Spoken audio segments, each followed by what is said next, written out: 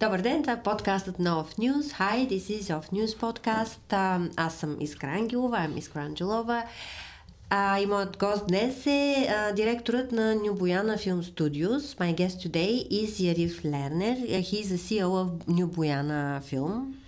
Boyana Film Studios. Hello. He has been producer and co-producer of dozens of films.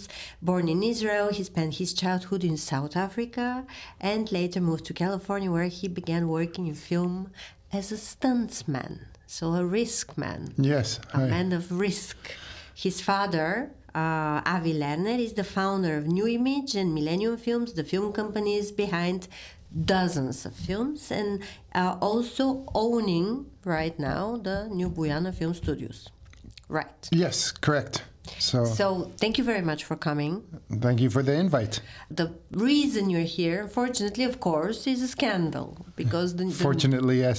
Bulgarian media works through the scandal, especially when it comes to culture.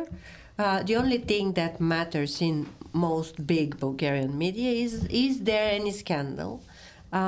I was a big fighter for Bulgarian culture on screen with my talk show for 14 years on Bulgarian national television. It was called Nightbirds. Keep fighting. You have a good fight to but have. it was stopped by the censorship, the political censorship. We'll get to politics and how politics are scared of culture for some reason, or helping culture or not helping the culture. Why? But initially, the reason for this conversation here is a scandal which was brought by one Bulgarian producer who was the chairman of the Producers Guild. His name is Gabriel Georgiev, and he had this claim, this letter, this public announcement that there is a big risk and big danger in front of New Boyana Film Studios ahead, because the contract you have with Bulgarian country is expiring in 2026. Cool. Is there a danger? So, first of all, the reason I'm here with you actually is you were the only reporter that did your research. Thank you. It's true. That's bad. That's sad. Because everyone else, I read the reports and I have been requested for interviews, copy-pasted a post on Facebook, and today Facebook is our news. Well, the reason I'm here with you is you did some research and I decided I'll come here and give you the news. Thank you very much. Because you did your research and you deserve it. Maybe because I got my degree in the United States of America, where they teach you to do the research before you post something. I think it's anyone can say anything, but the truth is to be told by the actions rather than the words. Yes, and by the main people involved in the conflict, right? If there is any conflict.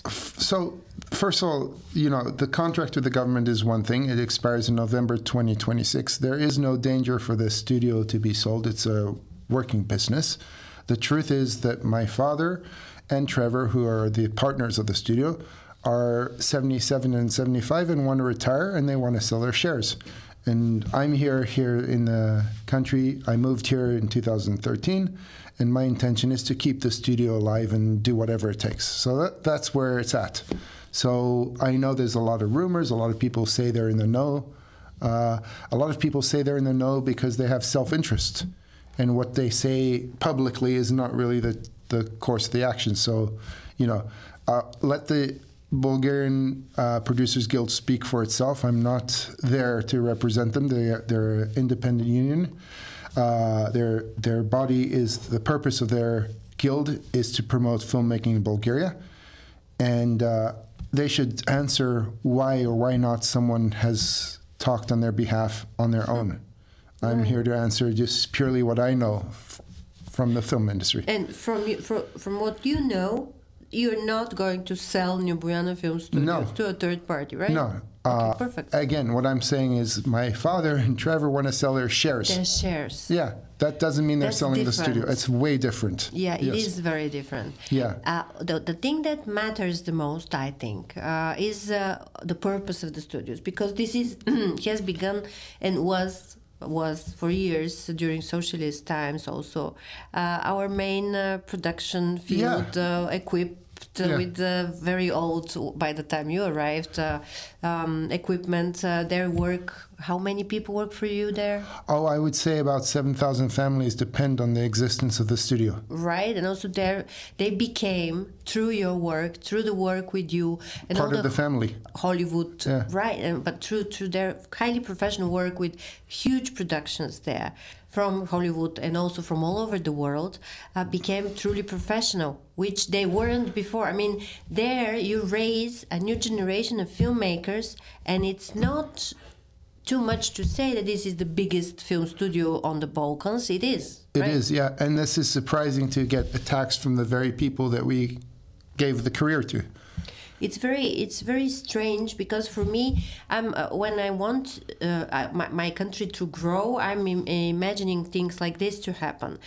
Because when it was privatized in 2006, I think. Mm-hmm. It was before it was going to collapse. It couldn't support itself and stuff like that. So it's very good when something like this happens. You know, there was one of the accusations on Facebook, where everybody knows everything, was that we got the studio for a very cheap price, which is true, and that we used the equipment in the studio to benefit, which is not true, because when we purchased the studio, which was back in 2006, actually everything was falling apart, and we did invest a lot of money.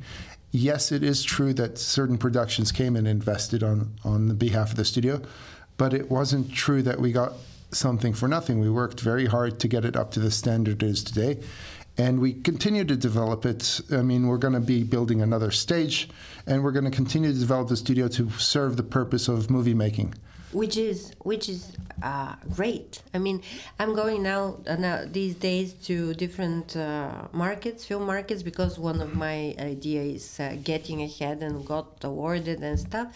And I see how people compete, countries compete to do better, to invite all the filmmakers to go make movies in their country. We were in Spain, we were in Zagreb in Croatia, we were in France, in Syria, everywhere. People are competing to offer you better conditions, to give you bigger tax rebates. This was also a problem when Bulgarian government decided to give tax rebate to the filmmakers that work in New Boyana. I mean, look, yes, you go to the film markets, you're right, and you see Croatia 25%, Spain 40%, Poland 40%, yeah, Spain 30%. was the highest. Yeah, they're trying to attract business, and Bulgaria does offer a rebate, and you know only 25%. It's okay. It's really okay. Okay. The rebate is one of the things that the big companies tick off a box. Do they offer a rebate? Can you explain to our viewers who are not into filmmaking what exactly is a rebate, so they don't think it as a dirty word? Yes. So there's state aid, which is European law for many countries to allow them to compete on the European Union open market. Right. And the rebate is basically this. It's an incentive to attract business into the country. Right. But it is given after the spend. So you spend, you invest in the country. You invest, the money comes into the country, it stays in the company, the government is able to tax this money, and then they give you back a percentage. Not to you, but to the filmmaker. And that's the thing, like a lot of people accuse Boyana, the service company, of receiving the rebate. Right. We're not the producer. No. And so people confuse this, but we provide a service which is very important, because rebates is one thing, but the infrastructure and the studios and the crews and the equipment are also part of the equation. So I said, tick a box, rebate. Do they have good crews? Tick. Do they have studios? Tick. Do they have infrastructure? Tick. Are they film friendly? Tick. And all of that together provides our service. So a rebate is one small percentage of it. And the sad thing about it is they're attacking the rebate, and they're attacking Boyana as a recipient of the rebate, misinterpreting what the... Misconception again. I mean, so research is important, and on Facebook you just don't have it. Of course you don't. And that's the problem with new media, because there is no professional media on Facebook. Facebook is just opinion wall, and people could be very nasty and not competent stating opinions. Yeah, and really I don't tend to respond, but on this particular case I did respond because Viktor Bojinov is one of the biggest filmmakers in Bulgaria. And it seemed on the Facebook world that it seemed I was attacking him. But actually Viktor Bojinov asked me some legitimate questions. He didn't accuse or pretend to know something. He asked 3 very important questions, and I read that, and I said, Victor, these are good questions, and I answered them directly. Which were, to remember again, just a second, will the Cinema Center continue to be a film studio on whose territory films will be shot? Yes. Yes. Will this studio continue to be a global film destination where the contemporary stars of world cinema will visit and work? Yes. Yes. Will this studio begin to actually support Bulgarian film production, which is struggling to get back on its feet? Yes. Yes, and not only did we continue, because this is where it's important, the actions speak louder than the words. So continue to support. We are supporting actively. We take requests from students. We have our own film school, Film Forge. We're promoting the future generation of filmmakers. We're continually supporting. The problem that we have is that the certain number of elitist producers are spreading misinformation and claiming that we don't support. Okay. Why would they do that? And that's the big question to ask. Yeah. So there's a lot of self-interest there. And you have to look behind this, because someone just to accuse us of doing something, with pleasure, send the economic police. No evidence, right? You're saying there's no evidence. Yeah, send the economic police. Just accusations. There was an audit done from the National Film Center. And the audit was not complete. There's a secondary audit that's happening, which we were welcoming. But the audit was not complete, but they published it. Okay. And they published it in such a way as it was a complete audit. Well, an audit is done, and then it's the responsibility of the lawyers to make a response and clarify points. And that's in process. Right. So I would say if there's any crime, let the court of law decide. What crime? There is no crime. I'm not saying. But if there is a crime, crime is to be taken to the courts of law. Right. And that's where it's at. Because if there is no crime, don't accuse of a crime, and certainly not on Facebook, because all you're doing is inflaming and causing discord.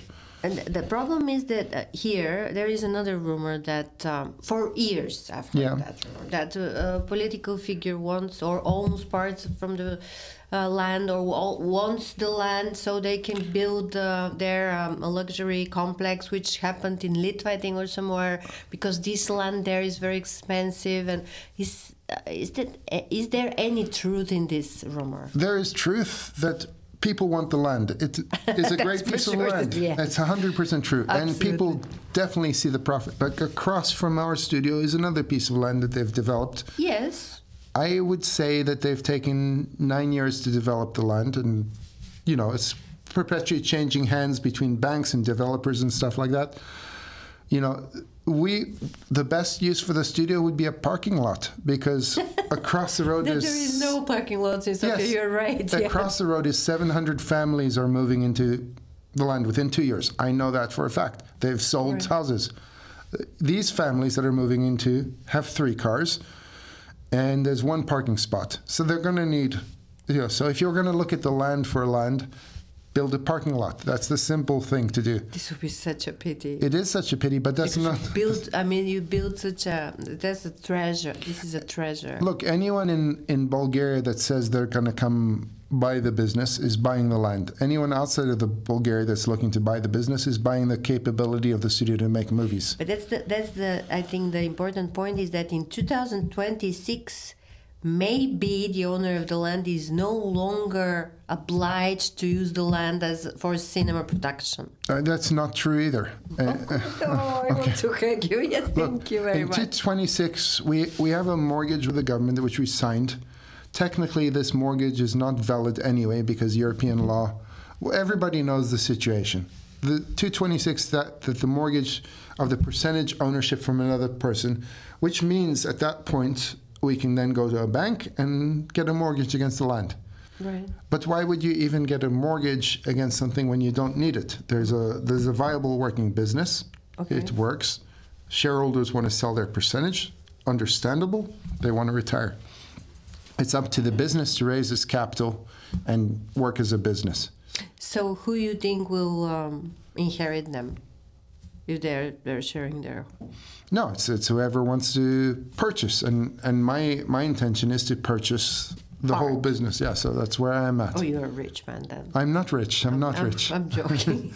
That's the funny thing, is like the accusation is I am rich. I'm working for the business. Is there any... Oh my God, I was just joking. Yeah, but there is an accusation, as you can see from Facebook, that Boyana is benefiting from the rebate. What is bad to be rich if you are having such a successful business? This is the way capitalism is built on those rules. I mean... So, yeah, it's a very interesting point. Capitalism, right? The father of modern capital, Adam Smith, said the butcher does not sell meat to the public for them. He sells meat to support his family. Of course. So the business of Boyana is business. Is a business. It's not a charity organization after all. So, right? but the business is doing well, but it takes a lot of people to do the business. It's not one person. If you were a real estate agent, it's one-on-one. You buy a piece of land for cheap, you sell it for expensive. The transaction is rich. But our business is different. We take a lot of people, we put them together, and we make a movie. So if the movie's successful, the producers get rich. But a lot of people get employed along the way. And so if you look at the movie business as a product, and you say, okay, that movie cost 20 million and made 40 million, and you say, oh, these people are rich, it's not true. Because there's a whole line of people, starting from the audience to the person making the movie and the scriptwriter. From that point back, there's a lot of people working. There's a marketing department to exhibit. There's a theater that has real estate that sells the popcorn and the Coke.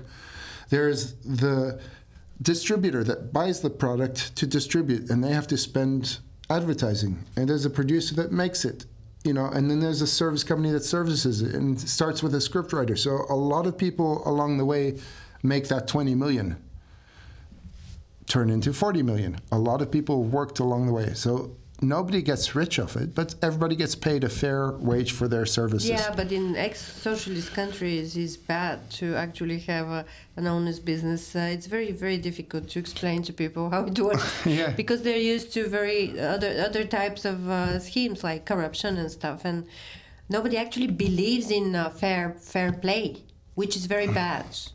Well, for us. Yeah, but that's the whole industry making you argue with each other, and we talked a little bit briefly about that. Yeah, what is your theory? Why, if something is flourishing and blooming, and we at home we watch films all the time, and we watch a lot of not like, I'm sorry, some of the filmmakers in Bulgaria, especially series makers, we watch a lot of series on HBO, Netflix, Apple TV, and Amazon Prime, and we're so happy. And also films, big films, and we go to festivals and stuff. And we're film fans. Me too. And not only making films, but also watching them and learning from them. So happy when we see that something was shot in Boyana. And we recognize that it was, and we're like, you see, we feel proud because we're part of the big picture, Bulgaria, because of you. And that Bulgarian crew was shooting, and this is a location we know, and these cars were you got with this film with Penelope Cruz and Javier Bardem. Loving Pablo. Right, and with this automobile, old vintage cars club, and the whole film was shot mainly in Bulgaria. Actually, most of the film was shot in Medellin, Colombia, and portions of it were shot in Bulgaria. So we often work in multiple territories. But the question I think that you're asking is why? People are jealous and want to stop this somehow. So my theory is simple. The easiest way to control a group of people is to divide them. And what I've seen here and across the globe is divide people, and then you can control them. So why would someone divide the filmmaking community?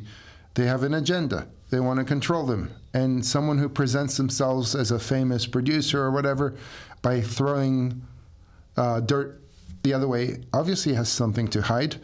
And, by pointing a finger, you distract.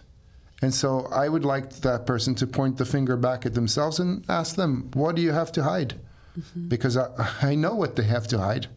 But you're not telling. No, why let the legal system disclose what they have to hide. Does the legal system even exist in our Absolutely. Okay. The legal system exists, and I know it for a fact. Yes. And there's a lot of, again, misinformation. That you have good experience with that. No, because the misinformation is there's corruption in the legal system. Well, we've been through the legal system, and we know what the truth is. It's easy to say there's corruption in the legal system, but once you go through it, there's a system of laws. We're part of the European Union, and there's thank God. Yes, still yes. And if you don't succeed here within the laws of the Bulgaria, there's a way to appeal within the European Union. Right. The problem is it does cost a lot of money, and nobody wants to go through it. But we had a legal case which we went through with the National Film Center, and I want to say with them, not against them, because I do believe they're a good organization. Despite what you've heard, I think the National Film Center is trying to do its best. I do think so too. And I think Petr Todorov, who's now the head of the National Film Center, should stay, because they're attacking him in order to promote their own self-interest. There's a group of people that are attacking the National Film Center saying, see, there's a problem. Just like they're attacking us, they're attacking the National Film Center. It would be a mistake to take something that works and break it. But you know this grant way the National Film Center operates with, the grant it needs reform. Yes, it needs reform. Obviously, because but don't break it. We're such a small, of course, we're such a small group of people that, of course, there is a conflict of interest in any commission. Of course. You build any. Yeah. There are no independent filmmakers that are not making films that could be part of this commission. So it's. I'd like to point out the fact, like Gundi, which was a big success for Bulgarian cinema, wasn't supported by the national. Was supported by the rebate law and was supported by the national. I want to correct. Initially wasn't supported, but then was okay. But I want to correct the narrative here, because it's very easy to say the National Film Center didn't. Yes, they didn't give them the grant, but they got the rebate, and that's because without the rebate, they wouldn't have succeeded. 25%, it's a lot of money when we talk about 4 million level. So Gundi was supported by the National Film Center. Very good. They were not supported by the commission behind the National Film Center. And there's a big difference between the National Film Center, which is an administrative body. Very important, yes. That administers the law. Right. Right? And the law has put certain parameters. Absolutely. They've put parameters for the rebate and they've put parameters for the credit. Right. And you have to separate those two things, because it's a very important distinction. Credit comes before, rebate after. So money comes in from a foreign producer here, and they come here because of the rebate. They get a percentage back because they've spent their money here. It stays here. Credit comes from the taxpayers and it goes to the filmmakers. Right. So the issue is the committee that decides which films should or should not be made. And that is very subjective. Art should be subjective. What one person says is good, another might say bad. Well, maybe the Dutch model, which separates the commercial from the festival cinema, and gives them as two parallel. Yes, exactly. Contests is a good idea. In February 11th, the EFM starts in Berlin. Mm-hmm. It's the European film market. And there you can see exactly what we're talking about, because the European film market is supported by European film commissions. And those are the ones that are going on the festival. Now, at the same time, at the same market, is the commercial films are being sold. But those two worlds do not cross. Interfere, Yeah, they're two separate. And here they compete apples with pears, right? It's very difficult to... So Gundi is a great example of a movie that works commercially. Right. People like it and they go watch it. Absolutely. Yeah. And because of it, they got a rebate and they were supported by the National Film Center. I know that Ivan and Andrea have been on the press a lot throwing shade because they were not supported and they're not being supported for their next movie. But that's not the National Film Center that's not supporting it. That's the commission. It's the commission. And the commission works for the National Film Center, but they also decide for the National Film Center.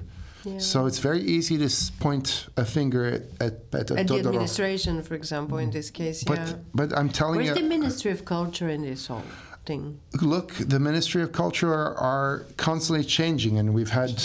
I used to joke with Naiden, who was a previous minister, that I've been in his office more than he has, because I've met all the Minister of Culture, and I'm going to go meet the new one, hopefully, if he'll take my thing.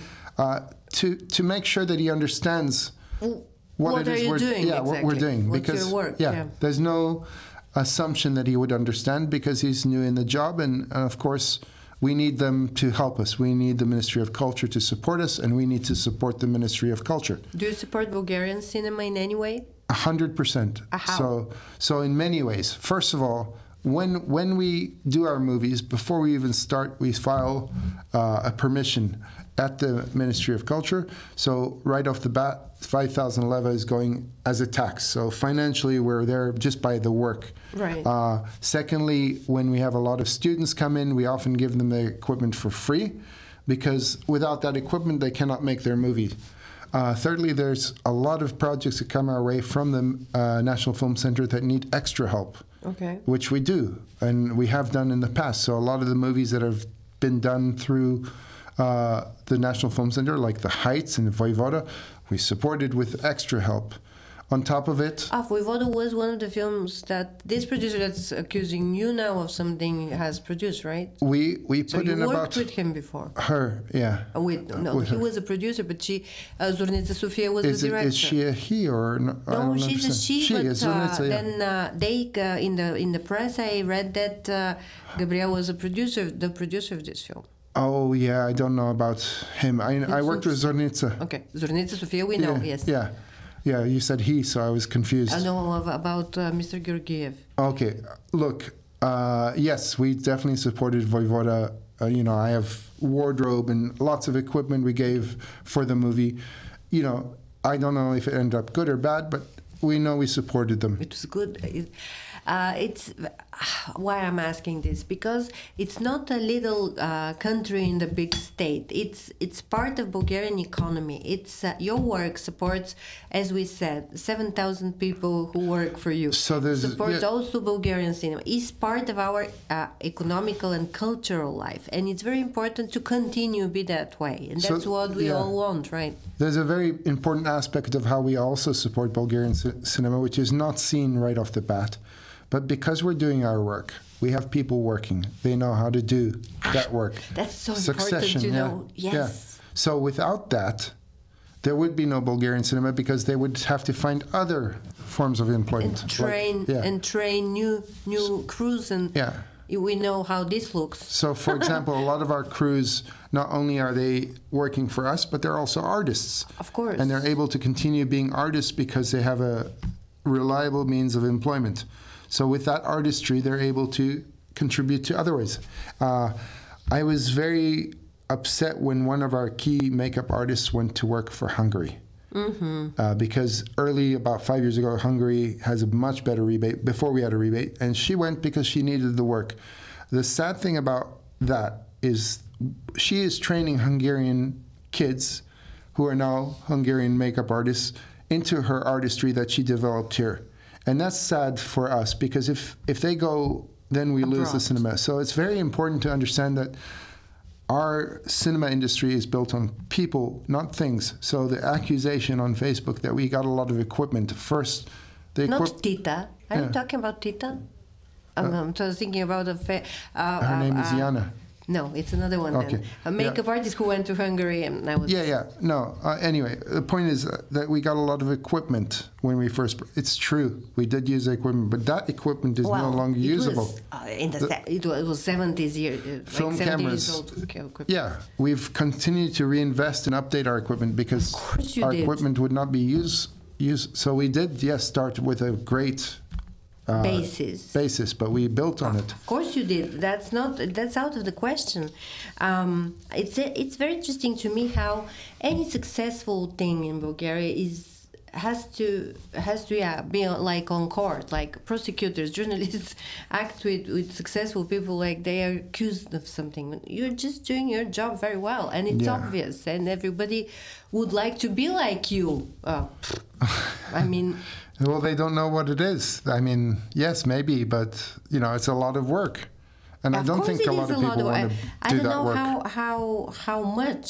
I mean, how many films, for example, were shot in New Boyana Film Studios last year? Close to 40 films at some part. I mean, we had 9 films fully in Boyana, But we serviced a lot of other projects. So some projects just used the water tank. So they came in for that 6 days. So you have a new water tank which allows the underwater photography. Yeah, great. Yeah, I know that this certain project that was based in Hungary came specially to Bulgaria with their actors for the water tank, and we had some very famous actors here in Bulgaria that then put the word Bulgaria on the map of the world because they're here. Next Avatar shot in New Boyana. I hope. I would rather have the next Whiplash. Yes, but tell me some of the big names, big films that were shot here. Sometimes we just walk on the street and we see famous actors, like huge idols. We're like, oh my God, and they're as humble, they're just walking. You know? Chris Evans was here, Joel Kinnaman was here on Icefall. I mean, look, you can go on but IMDb. The films were shot, Rambo 5. Yes, that was 2 years back, yeah. Angel Has Fallen. Yes, 4 years back. Criminal, The Expendables 1, 2, 3, and 4. Yeah. But those were shot years back. Last year we had... the Black Dahlia. Yeah, 2002. Conan. So many films were shot here. Well, you're only naming the Millennium projects, where we had so many other projects outside Millennium. We had Disney, The Young Woman in the Sea. Really? Yeah. Okay. So, yeah, very interesting. Young Woman in the Sea, a fantastic movie shot by Disney. The only reason Disney came to this country was because of the rebate, and then they found more services. Now, previously, Hulu, which is a subsection of Disney, came with The Princess. Now, Hulu had a good experience. So Chris Carabrio, who's the head of that division in Disney, told his boss, Diane Sabatini, go, it's good. It's good. We had a good experience. And Diane Sabatini looked and said, okay, but do they have a rebate? Tick, yes. And then they made this movie, Young Woman in the Sea. Young Woman in the Sea is a story of a woman, the first woman that swam the English Channel. Right. And her name was Trudy Everly. And she was played by Daisy Ridley. Now, this story took place in 1926, and the reason they chose Bulgaria, other than the rebate, was that we could offer the image of the Thracian cliffs, which are looking like the cliffs of Dover in 1926. So the locations worked for them too. Petr Stojcev, who is one of our best swimmers, trained the team that swam for this movie. Great. Nobody knows that either. So there's a lot of things that came as a result of this rebate that no one's aware because they didn't watch the movie. And when they see the movie, they can't tell it's in Bulgaria. Right. The movie was done so well, and really would encourage everyone to watch it because it's a beautiful story. Young Woman in the Sea, and it was shot entirely in Bulgaria. And it's such an important story to be told because this story was the key point of the suffragette movement in 1926 that allowed women to compete in sports. Because Trudy Everly broke all the records, including the guys, on her time to swim the English Channel. And when she returned to New York, she got a bigger applause and a bigger turnout than the Yankees, who won the World Series at that point. So this movie is such an important story, little-known story, shot here in Bulgaria. Right. And that's a great story to be told. Absolutely, especially now after this huge fire in Los Angeles. I'm praying, I'm hoping that the film industry is not, it's not going to be influenced by it, but it's not possible. Natural disasters occur across the world, and obviously they impact everything. Yeah, it's a sad event. So, but no, the film industry. But right in the heart of your business, Hollywood. The truth is, the heart of our business is in the hearts of all of us, and we watch movies, and they're made all over the world. Hollywood of 1956 is not the Hollywood today. Right, that's true. There is no center of the business.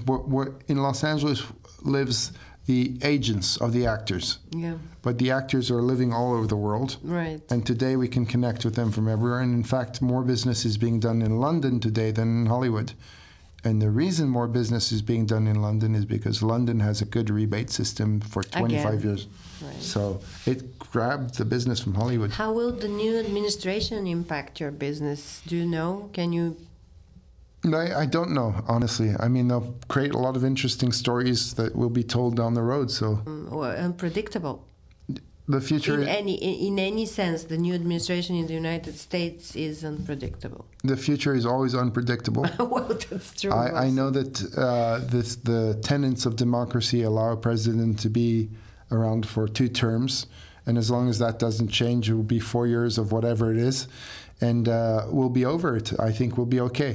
I really believe in the future of humanity rather than the current news cycle. Yes, and also the part of democracy is that everybody is coexists in it freely. So yes. Since we're not in a regime, everything is fine. Yes, exactly. We're allowed to speak our mind. We're allowed to vote. And the most important thing is if we don't like something, we should take action and vote against it rather than sit back and do nothing. Stay at home. You know, there was an interesting thing that happened here in Bulgaria recently that I'm not sure people were aware. It was called the FARA Act, the Foreign Agent Registration Act. It was presented in Parliament at a very unique time.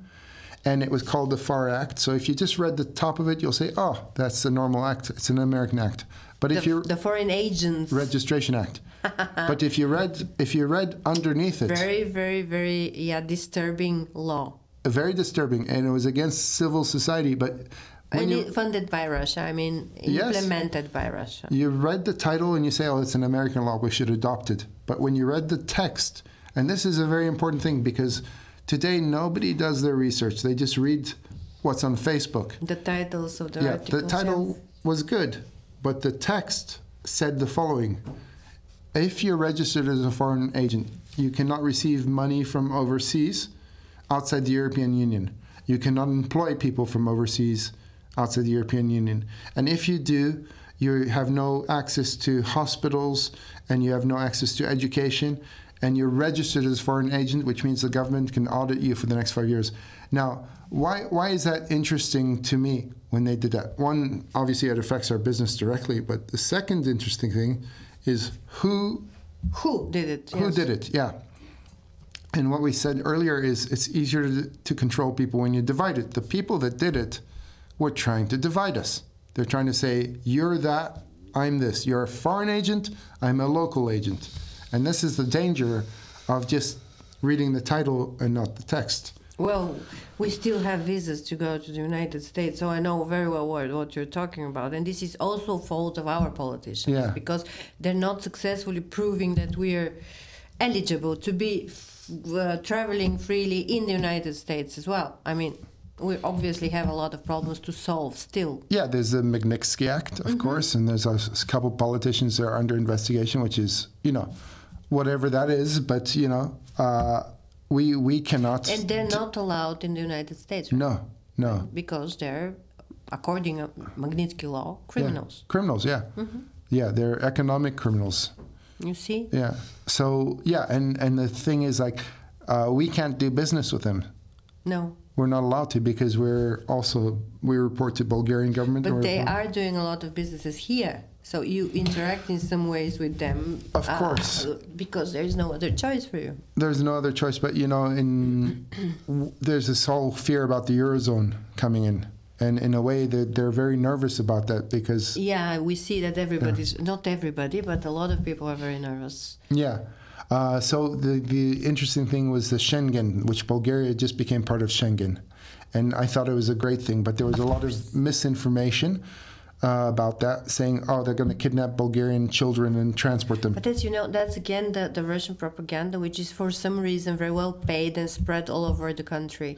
I'm amused why all of a sudden we're such an important partner of Russia. Why they're investing so much in... Well, there's a lot of interest in this land. I mean, Bulgaria is situated in such a unique portion of the globe. We're on the Silk Road, Right. We're the pathway from the Middle East or the Far East to Europe. So there's a lot of interest, and it started many, many years ago with the destabilization of Syria because of gas. Right. So why are we of interest? Because we're situated uniquely. The whole story of Koloyan and how he circled behind the Fourth Crusade on part of the Pope Innocentius, was the Silk Road. I mean, that's what was happening at the time. So we're in a very unique piece of land in the world. And, you know, part of Bulgaria is part of Turkey now. I mean, they leased it back and also part of Greece. Part of Greece, yeah. So Bulgaria as a lot. But that's an interesting thing. Part of Macedonia, too. So here's the thing. I'm a cartographer. I make maps. I'll draw a line on a piece of paper. And suddenly one person who was a brother becomes my enemy. This is divisive in its way. You know, draw a line on a map, and now you're them and I'm us.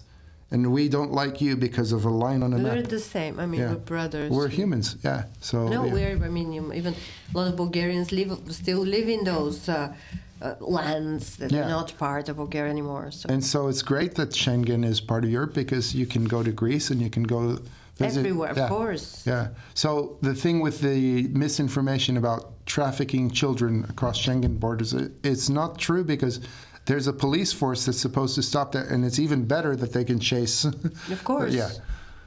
Yeah, I admire your persistence because it's very difficult to follow your principles in a place where nobody's following any principles.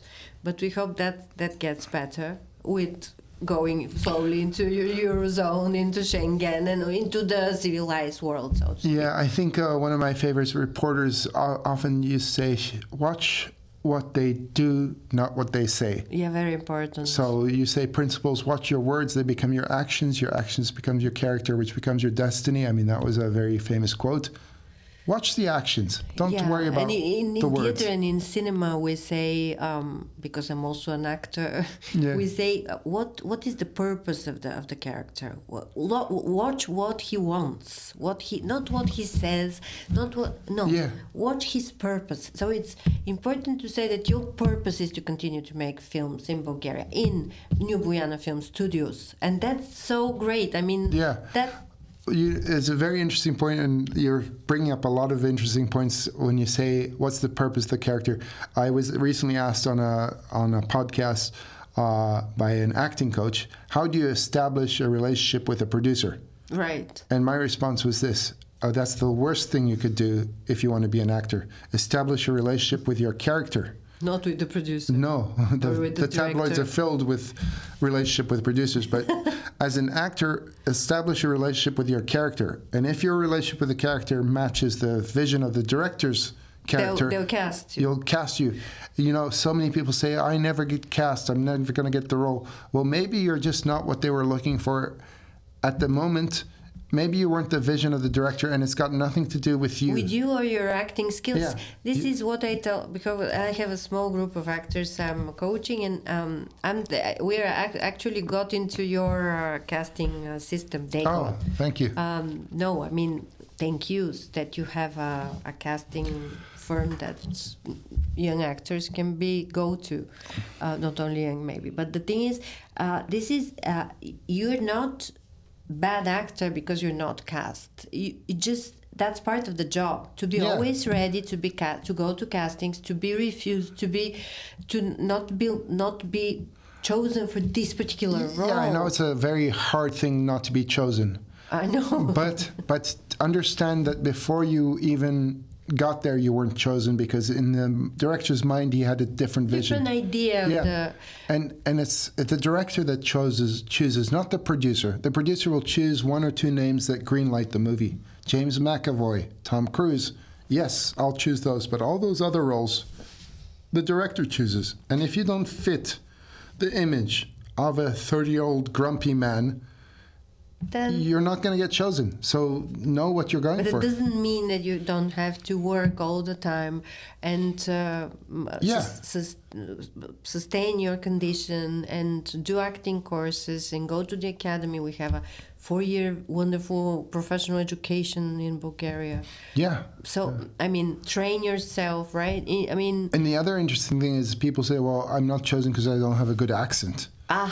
That's not true either. Now, in all those years, so many roles are given to people with accents. Well, what roles Especially the mafia guys are always from Serbia, Russia, Bulgaria. Right, but what roles are you going for? So if you're going for Midwestern American and you don't have a Midwestern American, don't get disappointed when you don't get. But if you're going for Russian mafia and you have the Southern Belle accent, you won't get the role either. You know, but there is also something that's hidden from the general actor, let's say, because now we watch at home Slow Horses, for example, and we see Захари Бахаров.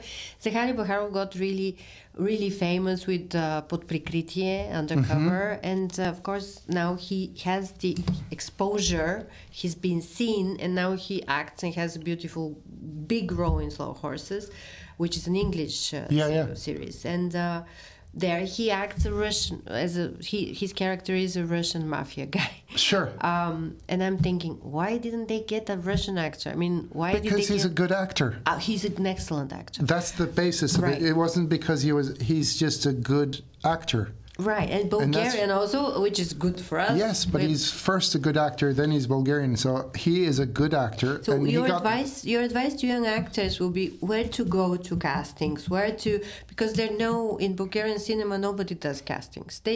I don't know how directors choose here, but they just get the same actors over and over again. Where should young actors go? So that's the accusation, that they get the same actors, but those same actors that keep getting the roles are actually good getting actors. Better. Yeah.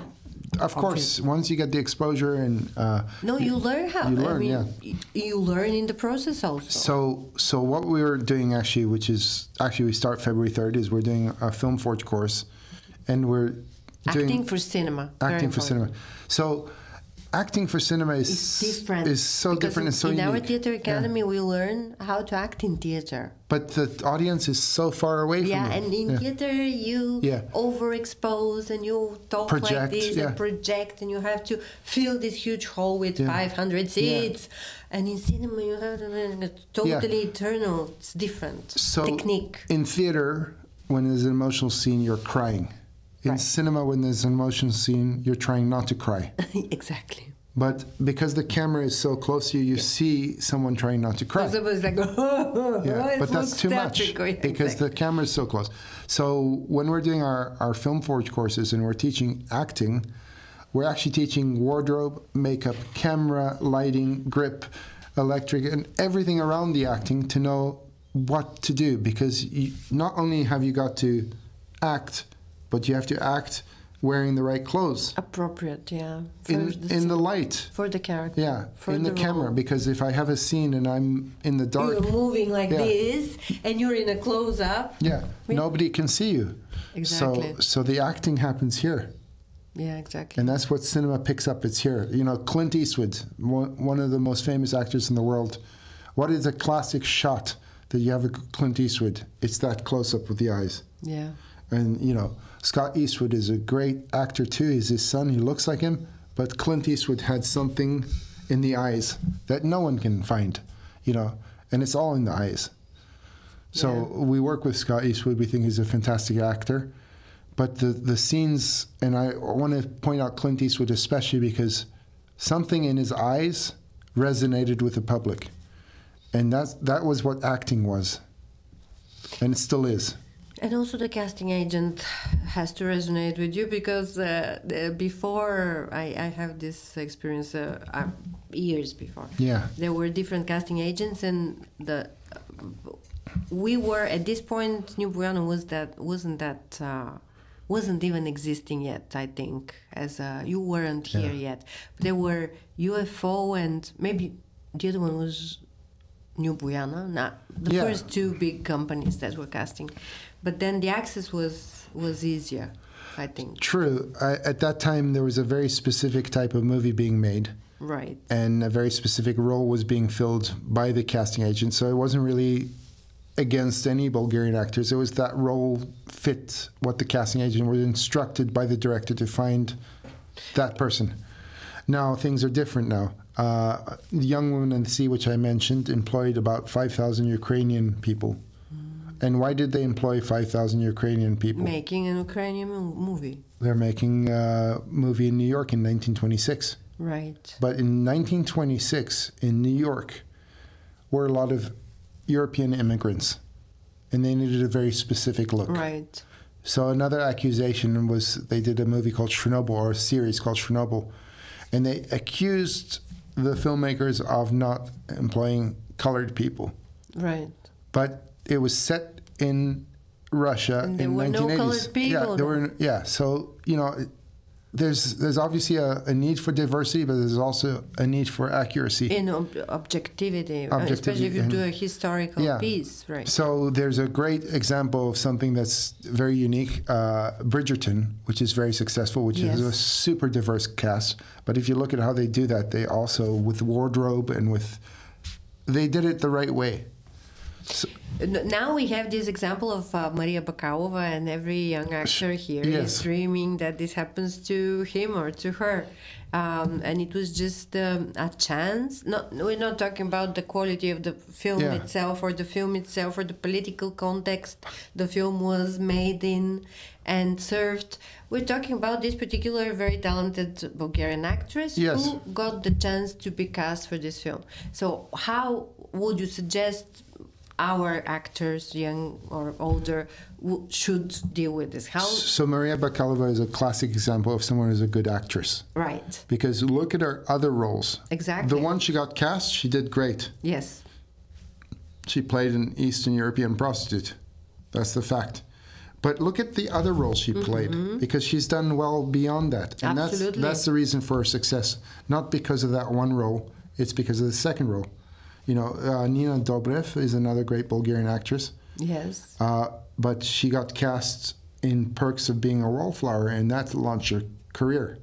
You know? Right. That was her first big breakout role. And then Vampire Diaries, and obviously we used her in our movies as well. But not because she was Bulgarian, because she was a good actress. Yes. And Maria Bakalova will be used in many, many movies, and hopefully we'll use her here in Bulgaria. Hopefully, yes. She's coming more often. Yeah. But because we don't have the figure of the agent here, the agent who would go to you always, not to you, but to your producers always, and to your directors, and say, look, here are my actors, use them. We don't have this particular profession. Yeah. It's very difficult for the actor to go and be persistent and where to go, actually. So there's a figure of the agent, there's a figure of the manager, and there's a figure of the casting agent. And all of those people are sort of confused in who does what. So yes, the agent represents a variety of actors, and they present them on the legal side of it. The manager presents that individual, and they work just for that person to get them in front of the right people. And the casting agent calls them in for roles. Yes. So there's a very confusing thing about how to get onto screen. So the first step I would recommend for actors to do is get in contact with the casting agents and find out. They don't exist in Bulgaria. They do. They do exist. Where? We have many here. You have? No, our industry has many casting agents. In Bulgaria? In Bulgaria, yeah, they exist. Oh, good. They're the ones, I mean... That's news to me. We have a casting agency in New Boyana, in fact. I know. We've been, I mean... Yeah, you've been there, yeah. We've been but we're one of many. We're not the only one. So the first thing is the casting agent have a finger on the pulse of what the roles are. So if you don't want to get in contact with the ones locally, there are tons of them in England that you can get in contact. But there's also a great website called Spotlight, which you can check. Right. And you can see what roles are coming out. Talent also, I think. Yeah. There's plenty good websites, and it's so Do easy. they work, actually? Yes. They work great. And what you do there is you actually find out what the roles are. So they post, and you just have to become a member, and you'll see what roles are. Then you see if you're suitable for this role. Then you have to go and read for the role. Yes. So you have to send self-tapes and do the work, because sitting around at home waiting for someone to discover you will never happen. Doesn't work. So you have to be very ambitious. Then you got to make relationships with the directors as well. And not in the wrong way, but in the right way, to prove to the directors that you can fulfill their vision of the role. Right. So those are important things, steps to take. And then you can get an agent and a manager. But if you want to get an agent first, you'll go down the wrong path, because they will look at your record, your IMDb page, and see that you haven't done anything. So they won't want to represent you. Yes, exactly. So the first thing you have to do, and that's the most direct thing, is find the roles that fit you and go read for them. And be ready for rejection time and time again. Once you get rejected 400 or 500 times, the pain will stop and you'll continue. The It was you have to go through it. Yeah. Yes, absolutely agree. Yes. Yeah.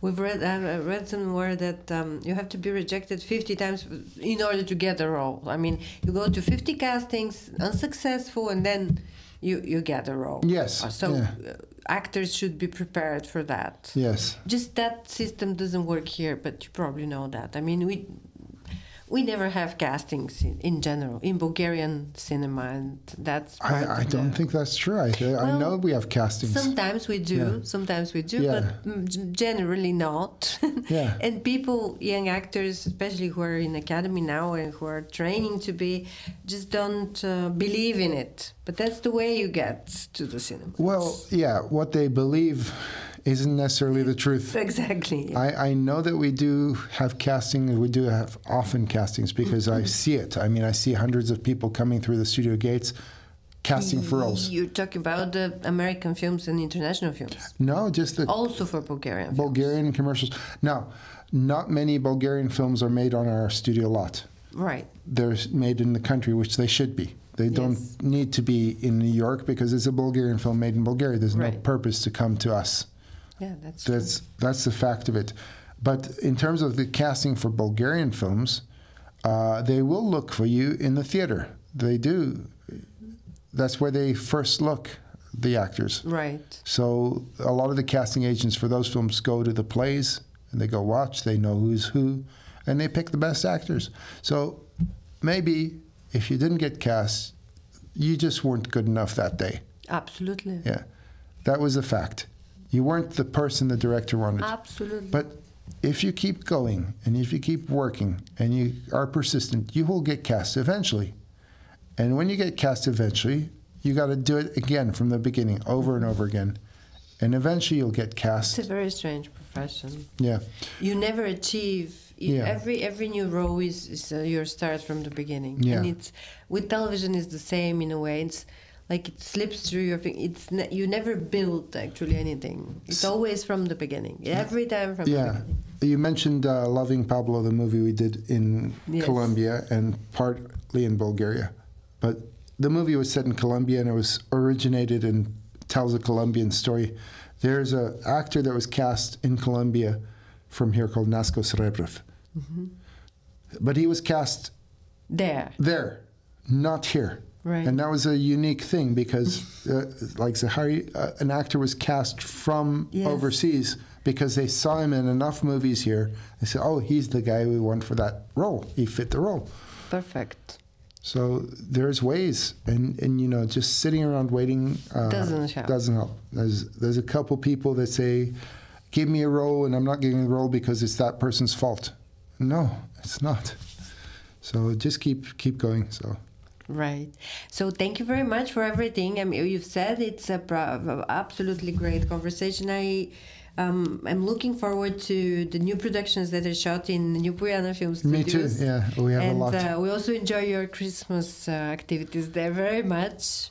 You have this huge bazaar, Christmas bazaar, and for the kids it's great. And thank you that you were doing all this in Bulgaria. Oh, thank you for having me here in Bulgaria. I enjoy it. I'm actually Bulgarian too. I have a passport. Oh, you see? So we Bulgarians are saying now... Yeah. Well, someone said to me, you need a Bulgarian partner. Okay. To operate in Bulgaria. Okay. Luckily, I'm Bulgarian, so I'm okay. You are Bulgarian, so you don't need a Bulgarian partner. No. I do need a Bulgarian partner. I need a lot of partners. The film industry relies on a lot of us working together. Yes. Good partnership. Yes, it's a team. It's a teamwork. To achieve a common goal, yeah. Great. So the CEO of New Boyana News Studios was our guest today in the podcast of OFFNews, one of the last free media in Bulgaria. I'm Искра Анджелова, and thank you very much for being with us. Благодаря. Моля, добре сте дошъл. Да.